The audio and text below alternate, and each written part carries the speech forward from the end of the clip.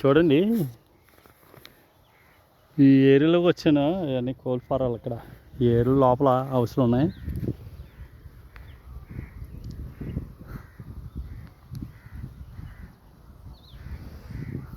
మీకు ఎందుకు చూపిస్తున్నానంటే, ఈ ఏరియా లోపలికే వెళ్తున్నాను. కొంతమంది క్రైస్తవులు ఉన్నారు. అయితే ఈ రోజుల్లో ఆత్మతో సత్యంతో ఆరాధించండి, అలాంటి వారే కావాలని తండ్రి కోరుతున్నాడు, పరలోక రాజ్యం వస్తుంది అని ఎవరు చెప్పట్లేదండి సారు. ఎందుకంటే విగ్రహారాధకులందరూ నరకంలోకి పడిపోతారని చెప్తున్నారు బైబిల్. వీళ్ళు ఎందుకు వాస్తవం చెప్పట్లేదు బైబిల్ గురించి ఏంటంటే,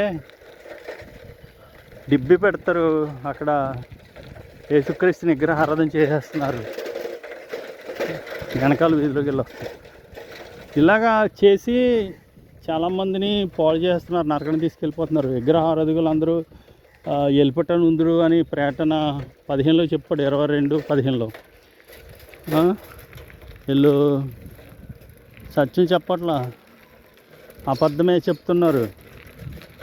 ఎవరు విగ్రహారాధన చెయ్యొద్దు, యేసుక్రీస్తుని విగ్రహారాధన చెయ్యొద్దు, బాలయేసుని విగ్రహారాధన చేయొద్దు, మరియమ్మని, అది దేవుడికి ఇష్టం కాదు, అలాగ ఆరాధించకూడదు, తండ్రి అయిన దేవుడిని ఆత్మతో సత్యంతో ఆరాధించాలి, అలా ఆరాధిస్తేనే అట్టువారే కావాలని తండ్రి కోరుతున్నాడు అని యేసుక్రీస్తు చెప్పాడు సమరస్త్రీతో. మనం ఎందుకు అలాగా విగ్రహములతో పని ఏమిటని పౌలు గారు చెప్పారు అని మనం ఈ చెప్పట్లేదు, ఎవరు చెప్పకే నశించిపోతున్నారు ప్రజలు అనేక మంది.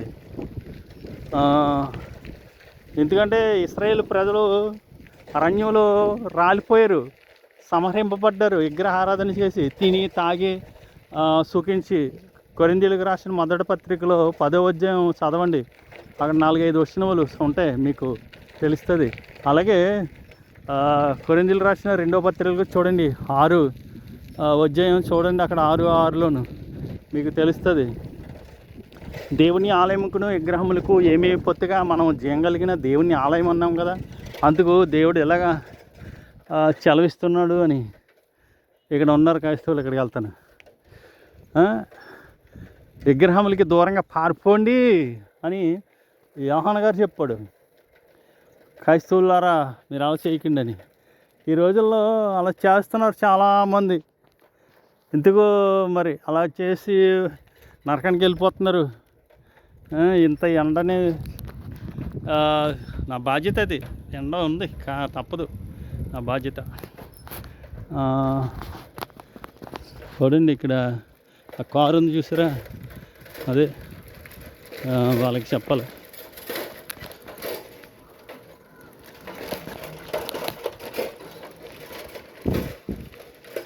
చూసారు కదా అది.